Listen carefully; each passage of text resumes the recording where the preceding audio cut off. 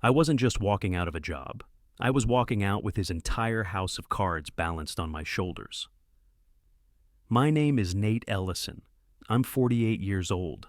I live in Denver, Colorado, and until 2 hours ago, I was senior systems architect at Apex Stratlog, a logistics software company that made a fortune off optimization systems I built over 14 years.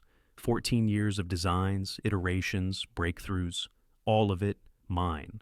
And yet, here I was, standing in my boss's office while he laughed in my face. "Good luck finding a job at your age, bud," Darren Leeds said, smirking as he sipped his coffee from a gold-rimmed mug that probably cost more than my entire week's groceries. Tech don't hire guys pushing 50 unless they're CEOs. I didn't say anything. Not right away. I just watched him like I was watching a coyote bark at a thundercloud. Loud, cocky, but clueless about the storm rolling in. I had a cardboard box in my hands. My drives, external backups, notebooks, all my logs and build environments were inside. Darren leaned back in his chair like he'd just told a great joke. His suit was some tailored Navy thing that probably had a name, like the Lexington or some crap. He always wore those. Thought they made him look powerful. "Let me guess," he said, smirking. "You finally realized you peaked here, huh? Thought you'd leave before the floor drops out? Not the worst move, honestly. But you should have talked to me first. We might have found you a comfortable landing spot. Something advisory, maybe." That's what he always did, talked in loops of nothing. Advisory meant being shelved until you quit. Darren was all about optics, flashy titles, big words, zero depth. Called me his operations guy in front of clients, like I was some IT technician he kept around to fix printers. "You want to know what's in the box?" I asked. He blinked at that, like it hadn't occurred to him to care. "Excuse me?" "In the box," I repeated. "Logs, dots, backups, test environments, code snapshots, iteration sets, essentially my work." His smile faltered a little. "Uh-huh. And you think you can just walk out with that?" I nodded. "I know I can. See, 5 years ago during the audit, we revised the company's IP policy. You remember that?" He said nothing, just stared.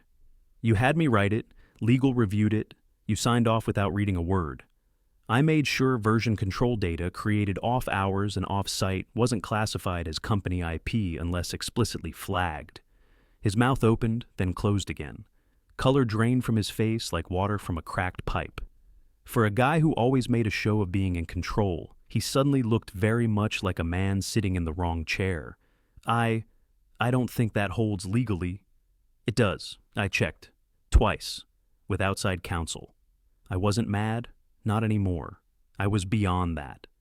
This wasn't a tantrum or a power play. It was precision. Everything he thought he controlled had already been re-weighted, re-indexed, and recalibrated. And he didn't even know it yet. "You can't just walk out with all that," he said again. But this time, it was quieter. Not angry, not bold, just desperate. I set the box on the floor and rested my hands on the top. "You've been calling me your operations guy for years," I said. "Told clients you came up with the Axion neural stack. Told investors you were the one who optimized the express loop. I built those systems in my garage because you wouldn't fund them, every single one, while you were off playing golf with the board." He shifted in his seat like it was getting too hot.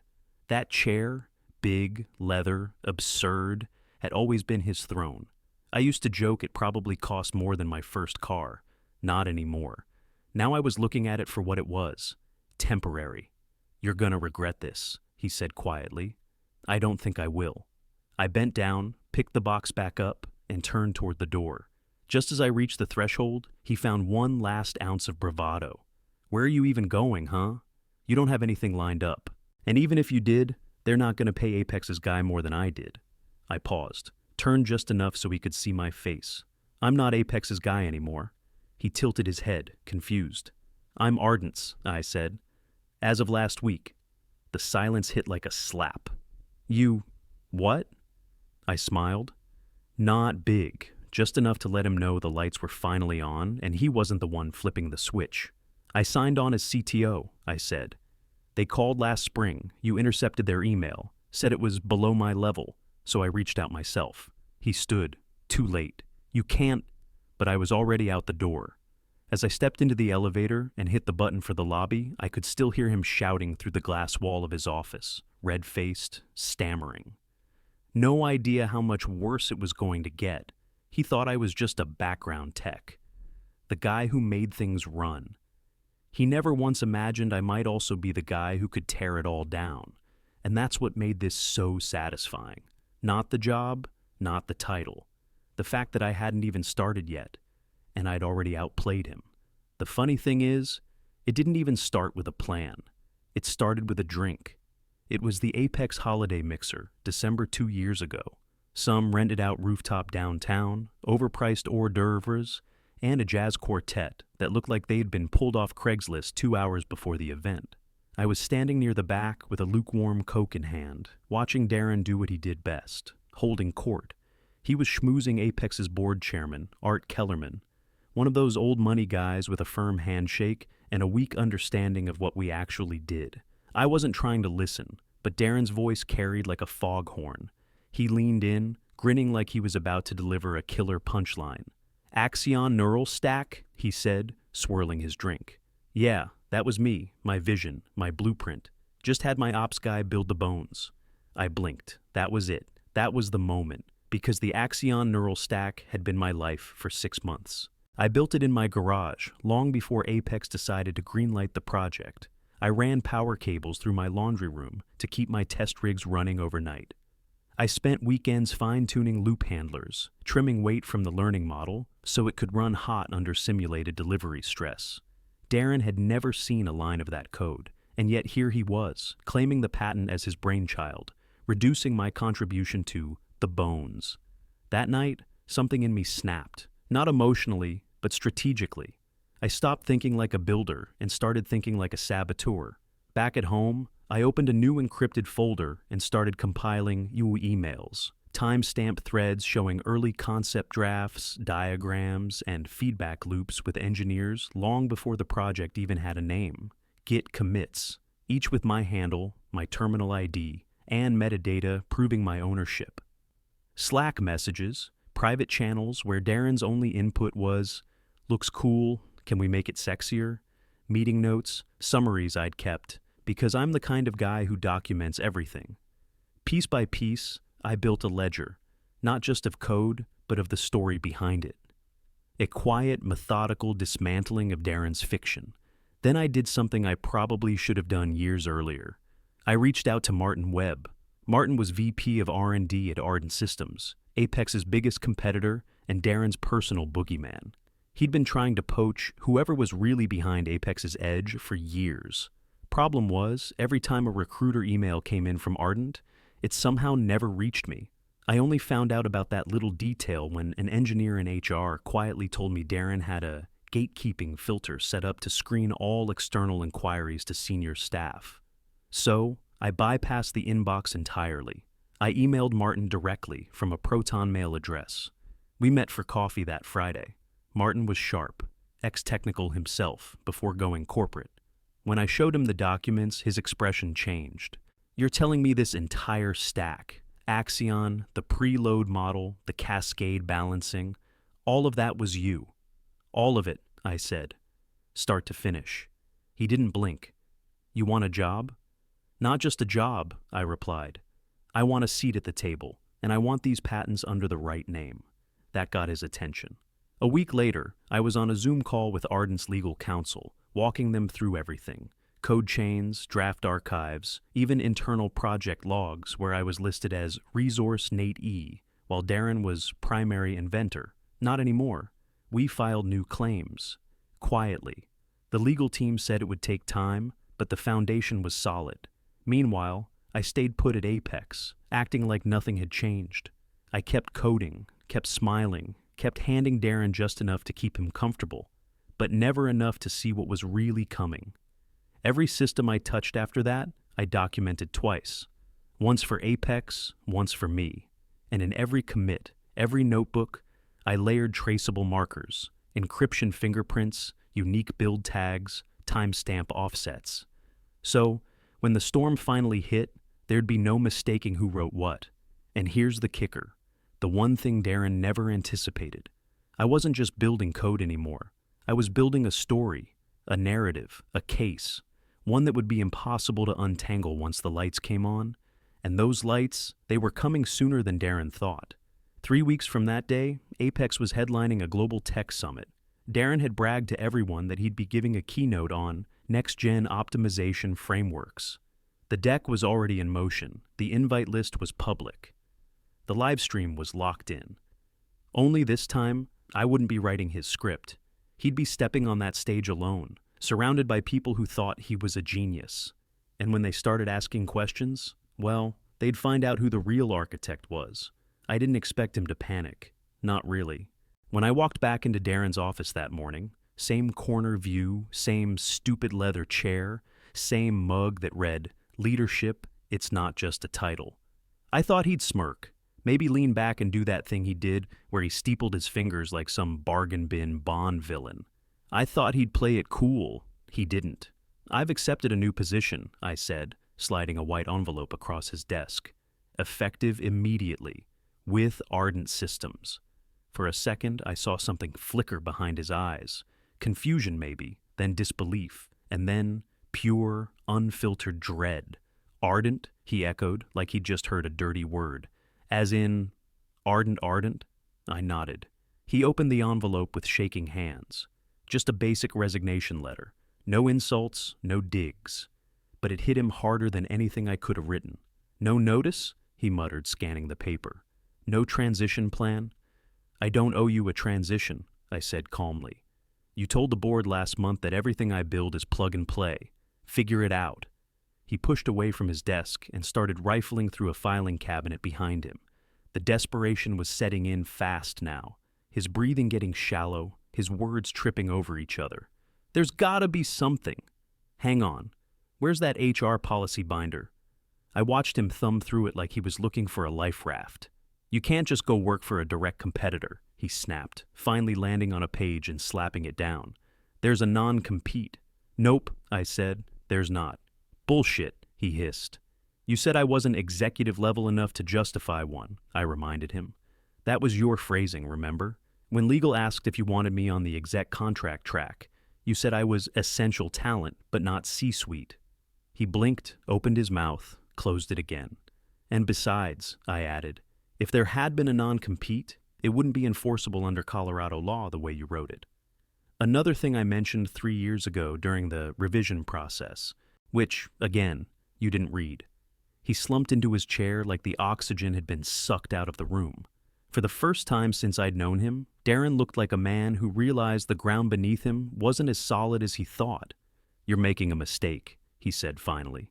His voice wasn't smug anymore, just tired and maybe a little scared. "We built something here, Nate. This company believed in you." I stared at him for a long moment. "No," I said quietly. "This company believed in you. You believed in me doing the work for you." He didn't respond, just sat there, surrounded by plaques with his name on them, awards he didn't earn, framed articles quoting him as the visionary behind systems he barely understood. I stood up and picked up my box, same one from the day before, drives, notebooks, physical logs. I didn't need them anymore, but I wanted him to see them again. Just a little reminder that I wasn't leaving empty-handed. As I turned to leave, he reached for one last card. "I gave you a platform, Nate," he called after me. "You think Arden's gonna worship you? You think you're gonna be some rock star just because you built a few systems?" I paused at the doorway, turned around. "I don't need worship," I said. "I just need the truth on record." I pushed open the glass door. As I stepped into the hallway, he called out again. Quieter this time. "You'll regret this." I didn't answer. I just walked past the bullpen, past the same half-curious glances from analysts who never quite understood what I actually did, past the HR lounge with its empty snack rack and passive-aggressive clean-up-after-yourself sign. Elevator opened. I stepped inside. Hit lobby. As the doors started to close, I saw Darren rush to the window near reception. Phone in hand, already dialing someone, probably legal or PR, or maybe one of the board members he'd sweet-talked into, believing he was some kind of genius. Didn't matter, that fuse had already been lit. By the time I reached the lobby, my phone buzzed. Text from Ardent's counsel. "Patent review complete. You're the primary inventor on Axion and 3 supporting modules. Let's talk next week. I read it twice, then smiled. Not the polite corporate kind I'd been trained to wear. Not the forced corner-of-the-mouth version I used at investor meetings. A real smile, the kind you feel in your spine. Because the truth was, the real revenge wasn't quitting. It wasn't getting a better job, or the title, or the pay bump. It was this: letting the silence speak for itself. Letting Darren walk into that summit in 3 weeks, without me behind the curtain, without the slide deck I usually wrote, without the crutch he never realized he leaned on. And when they asked him the first hard question, that silence would roar louder than anything I could have ever said. And best of all, I'd left breadcrumbs, version logs, commit trails, back-end doc timestamps, a digital trail leading straight to his lies. By the time they traced it, I'd be 2 steps ahead, because Darren always thought I worked under him. He never understood. I was always working around him. 2 weeks into my new role at Ardent Systems, and for the first time in years, I didn't feel like I had to prove I belonged in the room. There were no buzzwords flying around, no value synergy pitches or paradigm shift posters taped to the walls. Just engineers, focused, sharp, curious engineers who actually listened when you talked about data structure. Martin Webb walked me through the office on my first Monday. A floor of glass walls, scribbled whiteboards, and half-drunk energy drinks. He introduced me to the core team: Felix, systems architecture; Priya, predictive modeling; and Sam, API design. No handshakes pretending to mean something. Just nods, respectful, professional, like they already knew what I was about. That afternoon, I pulled up a draft I'd been working on the side for months, an architectural overhaul. A new kind of optimization layer that used constraint partitions and predictive sequencing to minimize recompute time across dynamic routing environments. Felix leaned over the table, hands on his knees, reading the schematic on the screen. After a few minutes of silence, he looked up. "This makes everything else look 5 years behind," he said flatly. Then he smiled. That was the moment I knew I was exactly where I needed to be. Over the next 10 days, I walked them through everything. The logic behind my data loop design, the buffering protocol that reduced overflow lag, even the error injection testing I used to push Apex systems to the edge, and they got it. No blank stares, no fake nodding, just ideas bouncing off the walls like sparks. Meanwhile, I kept an eye on Darren from a distance. His social media feed, once filled with smug LinkedIn essays about thought leadership and vision alignment, had started to shift. The long-winded posts were gone, replaced by reposts of generic tech quotes and vague affirmations. One post just said, "Teams win, egos lose.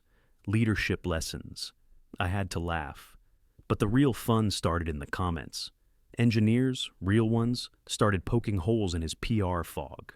People asked, "What framework powers your new delivery model?" And, "Are you still using recursive segmenting, or did you pivot to modular aggregation?" Darren didn't answer. Or when he did, it was word salad. We let the data speak for itself. Translation: I have no idea what any of this means, and I'm hoping you'll stop asking. He was unraveling, slowly, publicly, and people were noticing. Even on internal message boards and Git threads, I saw signs of the shift. One Apex dev posted, "Anyone else wondering what's happening with the stack updates? Haven't seen a real push in weeks." Someone else replied, "It's almost like the guy who actually built the system isn't around anymore." I didn't reply. I didn't need to. At Ardent, the real work was just beginning. We were iterating fast. Daily builds, test scrapes, performance benchmarks that outpaced anything I'd seen at Apex in years. The difference? Every voice in the room mattered. Nobody had to yell over someone in a $4,000 suit who barely understood what a hash map was. Felix asked if I wanted to present the new engine at an upcoming R&D roundtable. I told him I'd rather wait. Let the product speak first. He nodded. No pressure, just quiet excitement. But behind the scenes, our legal team was moving fast. Darren didn't know it yet, but the patent paperwork had already been amended and sent back to the Office of Record. I was listed as primary inventor on 4 core systems, including Axion. All the proof was there. Dates, .repos, documentation, Slack messages, digital fingerprints on every major build. And that trail, that was no accident. I had started laying that groundwork the moment I heard Darren say my blueprint at that holiday party. Every revision I made after that came with a timestamp, a shadow backup, a tag string only I knew how to trace. I didn't just want to leave Apex. I wanted to make sure that when the truth came out, there'd be no room left to spin it. And now, the truth was leaking. The conference Darren couldn't cancel, the Global Tech Summit, was right around the corner. It was still listed on the program. Next-Gen Logistics Optimization, Radical Frameworks for Tomorrow's Challenges. Speaker, Darren Leeds, CTO, Apex Strat Log. Only, he wasn't going to have the answers this time. I was already on the attendee list, front row. Let the data speak for itself? Sure. Let's see how he handles the silence when the questions come. The expo wasn't big. Not compared to what was coming. Just a regional logistics tech event in Austin. Mid-tier crowd, industry folks, professors, vendors with folding tables and branded flash drives. But Darren couldn't cancel it. Apex had already paid for the keynote slot, and he needed to keep up appearances. I watched it from my office at Ardent. We streamed it on the big screen in the war room. The team gathered around like it was game day. Darren stepped up to the podium in one of his signature suits, charcoal gray with a patterned pocket square, like he was dressing to distract. He looked tired. Not just the usual jet lag and late-night schmoozing kind. This was the kind of tired you get when the walls start closing in, and you can't remember which lie you told last. His talk was titled, Operational Evolution Through Dynamic Modular Frameworks. Total gibberish.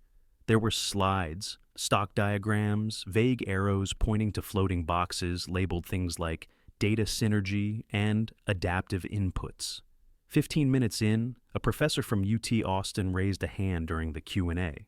Can you elaborate on how your system handles dynamic input, weighting and real-time optimization scenarios? He asked, specifically when resource pools are throttled mid-cycle. Darren blinked, paused for 5 full seconds. Then he said, We believe in intuitive layering of operational data. A couple panelists exchanged glances. One of them, a logistics CTO from Atlanta, tilted his head and asked, What does that mean exactly? Darren smiled, like that might buy him time. But he had nothing. You could tell. He was trying to read the room, to figure out what answer would get a nod without giving anything concrete. We ensure that system flexibility remains responsive to changing conditions, he said finally. What kind of flexibility? The professor asked. Are we talking about constraints being rebalanced post-propagation, or are you reinitiating the load optimizer with new weights mid-cycle? Darren shifted at the podium, adjusted his mic. Well, the framework is modular, so we allow for strategic response buffering. A beat of silence. Then someone on the panel said it, flat, unimpressed. So, you restart the loop? That was it. The house of cards trembled, because restarting the loop is what you do when you don't have a system. It's a brute force workaround, not a solution. No one building a modern optimizer would lean on that unless they had no idea what else to do. The moderator moved to another question, but the shift had already happened. You could feel it. Darren's confidence cracked, his shoulders stiff, his voice trying to sound casual but landing somewhere between robotic and defensive. Another question came in, this one from a startup founder in Chicago. What principles are you using to manage runtime variance and constraint mapping? Darren cleared his throat. Runtime is managed using a hybrid model that adjusts based on priority layers. Which layers? She asked. All of them, he said. And the room started to murmur. Back at Ardent, Felix leaned over and muttered, He's crashing. I nodded. Live. The next day the blog post dropped. Has Apex Stratlog lost its edge? It wasn't from one of the big outlets, just a respected logistics blog with a decent following. But it spread fast. The author outlined how vague Darren's answers were, how his terminology kept shifting, how he offered zero technical detail during the entire session. Then came the thread on StackNet, a community site for engineers and system builders. Someone posted a side-by-side comparison of Darren's past talks with real patent filings. Comment after comment piled in. None of this tracks with Apex's actual code output. Everything notable was authored by a Nathan E. on the commit logs. Who was that? Wait, isn't that guy gone? People were connecting dots. The very trail I'd left behind, the logs, the timestamps, the Slack archives, was surfacing, quietly, organically. One user posted, "It's like whoever actually built their stack isn't there anymore." Still, I said nothing. I didn't need to say a word. Inside Ardent, our team knew what was coming next. Darren was outmatched, outclassed, and most importantly, alone. He was standing on a foundation he didn't pour, in a house he didn't build, trying to explain blueprints he never read. And that conference coming up, the global one, the real deal, he couldn't back out, couldn't send someone else, couldn't fake his way through another talk with buzzwords and recycled slides, because this time, the crowd would be real. Engineers, developers, professors, people who didn't clap just because someone had a fancy title. And I'd be there, front row, no script, no backup. Just Darren, a stage, and the questions he couldn't dodge anymore. Let the unraveling begin. The ballroom at the International Conference on Computational Systems was massive, 2 floors below ground level, in a Vegas hotel that smelled like polished marble and corporate ambition. Over 2,500 engineers, data scientists, and CTOs from 500 companies had gathered. Tech royalty in slacks and Allbirds. And Darren was about to walk into the lion's den. His talk was listed as Next-Gen Logistics Optimization, Radical Frameworks for Tomorrow's Challenges. Flashy title. Totally empty. I'd have known, because I used to write those. I sat in the front row, badge around my neck, coffee in hand. To my left was Felix from Ardent. To my right was Lisa Ramon, our VP of Engineering. Neither said much, they didn't have to. The stage lights dimmed, the screen behind the podium flickered to life. Darren stepped out to polite applause. He looked wrong, sweaty, pale, eyes darting between cameras and the audience like a man scanning for exits. "Thank you all for joining me," he said, gripping the podium like it might bolt away. "I'm thrilled to share how Apex Stratlog is reshaping the logistics landscape through bold, modular innovation." His first slide popped up. It was garbage, a flowchart with meaningless arrows connecting buzzwords. No math, no logic trees, just words like throughput velocity and synergistic parcel streams slapped into rounded boxes. I felt secondhand embarrassment and secondhand satisfaction all at once. He babbled through his first 10 minutes. You could hear the chairs squeaking as people shifted uncomfortably. A few took notes. Most just watched, trying to figure out if this was performance art or a technical talk gone sideways. Then came the Q&A. First hand up. A guy from NVIDIA. Serious voice, serious brain.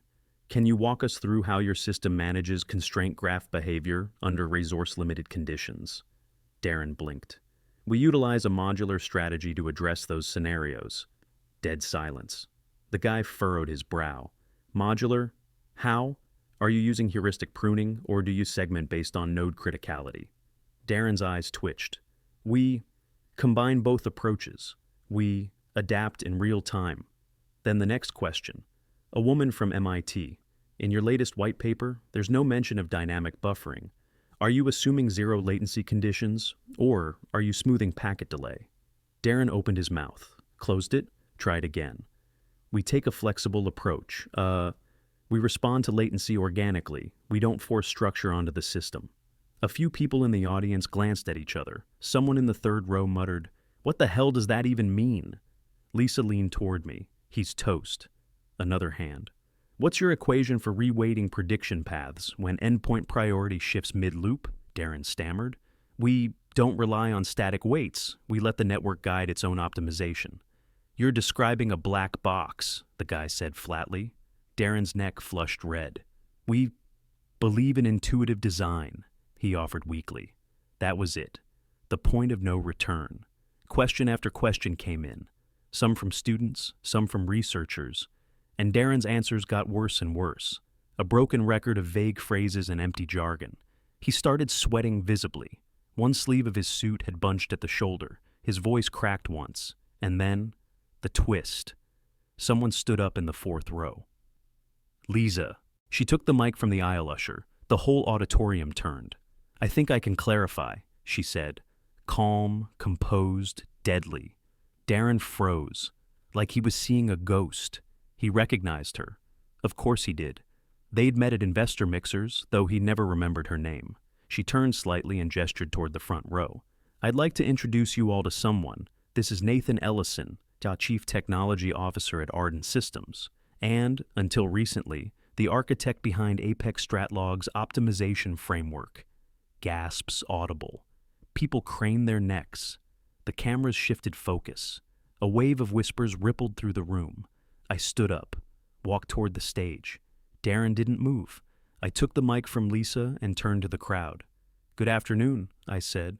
"Let's talk constraint splitting, latency buffering, and polynomial reductions using adaptive cycles." The next 15 minutes weren't about revenge. They were about truth, clean, hard, undeniable truth.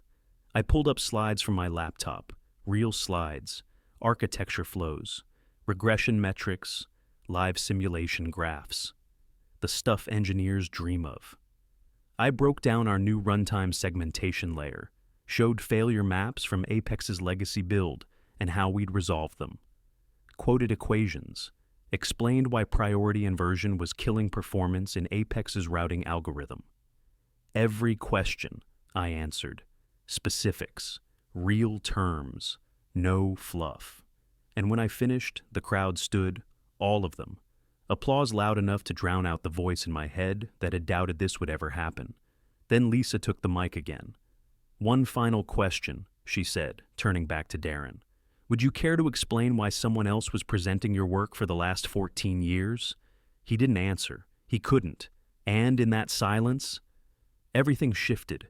Because the collapse wasn't loud, it was surgical. I stood behind the podium, mic clipped to my collar, the hum of the room settling into total stillness. The moment Lisa introduced me, Nathan Ellison, CTO at Ardent Systems, the entire ballroom had shifted. Eyes darted from her to me, then back to Darren, who looked like someone had pulled the rug, the stage, and the air out from under him all at once. He hadn't moved, still frozen beside the big Apex banner, like a man waiting for someone to shout, "Cut," and call it all a prank. But this wasn't a prank. This was the reckoning. "Good afternoon," I said, my voice calm but clear. "Let's talk about what logistics optimization actually looks like, under pressure, at scale, and in the real world." I brought up my own slide deck, clean, sharp, fully loaded with its architecture maps, load distribution graphs, and real-world performance stats. My system, my framework.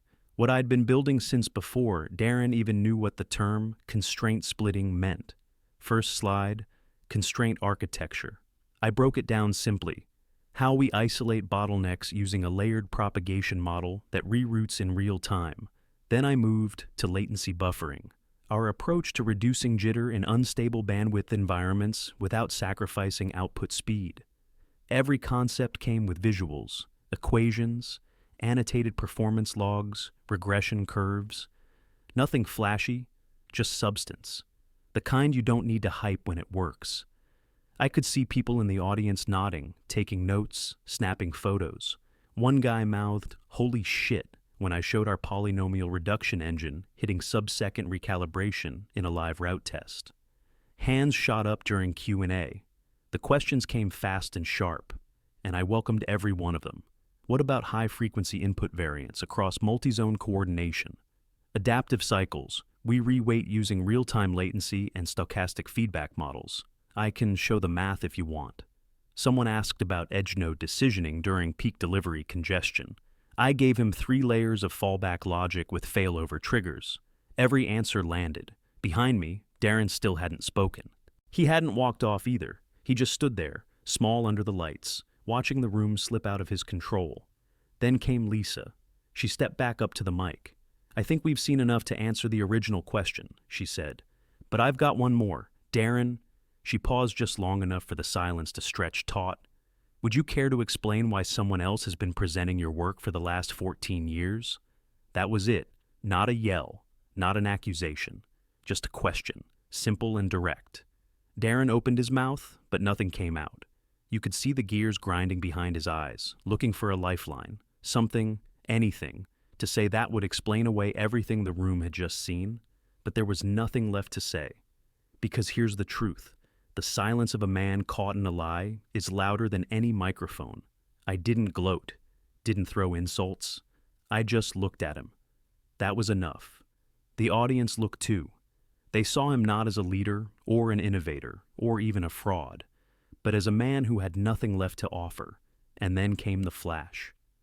Journalists in the back of the room had been quiet until then, recording, scribbling notes, whispering to each other. But now phones were out. Cameras clicked, tweets were flying. Someone near the aisle leaned over and whispered, "This story's gonna blow up Monday morning." I nodded. They weren't wrong. By the time I stepped down from the stage, people were standing, not out of politeness, but real respect. Engineers, architects, CTOs, people who lived and breathed this world, were on their feet. Darren tried to slip out through the side curtain, but a couple of reporters spotted him and followed. I didn't watch. I didn't need to, because this wasn't just the collapse of a lie. This was the moment truth took the mic, and I wasn't going to let go of it again. Darren tried to spin it, of course. In the post-conference interview, one of those slick backroom setups with a sponsored mic flag and a nervous tech journalist, he leaned into the camera with that old fake confidence and called it a collaborative environment with fluid ownership. His exact words, "You know, when you build innovation at scale, credit becomes a shared currency. We all bring value." I watched the clip with the Ardent team in our lounge. Felix nearly choked on his iced coffee. Lisa just shook her head. "Credit becomes a shared currency," she said. Deadpan. He should put that on his tombstone. But the spin didn't work. Not this time. Within 24 hours, the first domino fell. One of Apex's biggest clients, a global freight company, announced they were suspending their contract pending internal review of development leadership credibility. I'd worked on that account for 2 years. They knew exactly who wrote the system they relied on, and now they knew where I was. By the end of the week, 2 more clients paused engagements. Apex's stock dropped 31% in 5 trading days. And for the first time since I could remember, Darren went quiet. No LinkedIn posts, no keynote announcements, no press releases, just silence. Then came the legal action. The IP firm Ardent retained, Real Killers, No Fluff, filed to revise 6 patent records. They listed me as the primary inventor on every system that had been marketed under Darren's name. Axion Neural Stack, Path Logic Core, Redline Runtime Framework. All of it. The documents included everything: commit logs, Slack transcripts, internal emails, Git timestamps, even Darren's own text messages that read, "Nate will take care of the build. I'll package it." The patent office accepted the complaint for review within 48 hours. That's when Apex went into PR lockdown. No updates on their homepage, no social media activity. Their careers page disappeared completely. 2 weeks later, I checked the executive bio section on their website. Darren's name was gone, no announcement, just wiped, like he'd never existed. But the final hit didn't come from a lawyer or a journalist. It came in an envelope. It was a plain white letter, no return address, postmarked from Chicago, where I knew Darren lived. I opened it at my desk, half expecting it to be some cease and desist last gasp. It wasn't. It was handwritten. Careful, cursive, tight spacing. The kind of penmanship that felt like it took effort. I told myself for years that I deserved the credit because I could sell it, but you were the one who built it. I'm sorry. Darren. No salutation, no closing, just that. I read it twice, then set it down. I wasn't angry. Not anymore. He had finally told the truth, but the timing didn't change the outcome. You don't get absolution after the market crashes and the spotlight moves.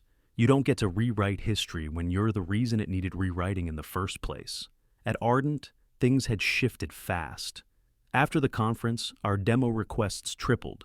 Recruiters stopped sending feelers and started begging. Clients I hadn't talked to in years reached out directly, congratulating me and asking about Ardent's roadmap. We had meetings with FedShip, Translogix, even a European supply chain think tank that wanted to license our predictive engine for city routing models. But the part that hit me hardest, our junior engineers started copying me on their builds. Not for sign-off, but just because they wanted my eyes on it, like they saw me not as the operations guy or the backroom coder, but as someone who mattered out in front. Felix started calling it the Nate effect. Martin Webb pulled me aside one day after a team sync and said, "You know what your real revenge was? You made it undeniable." And he was right. I didn't burn Apex down. I just stepped out of the shadows and let the lights do their job. Now, Darren was gone. Apex was bleeding. And Ardent? We weren't just playing catch-up anymore. We were leading, and I wasn't in the background this time. I was the face of it. 6 months later, I stood on the same stage where Darren had unraveled. Only this time, the seats were full for a different reason. I wasn't here to cover for someone. I wasn't writing scripts behind the scenes or debugging someone else's demo last minute. I was the keynote, the closer. The name printed in bold at the top of the program: Nathan Ellison, CTO, Ardent Systems. Constraint harmony. Designing the next leap in predictive logistics. I adjusted the mic, looked out over the crowd, some familiar faces from the last conference, some new, and felt that quiet, grounded thing in my chest again. Not nerves, not ego, just certainty. "We've spent years treating optimization like it's a fixed formula," I began.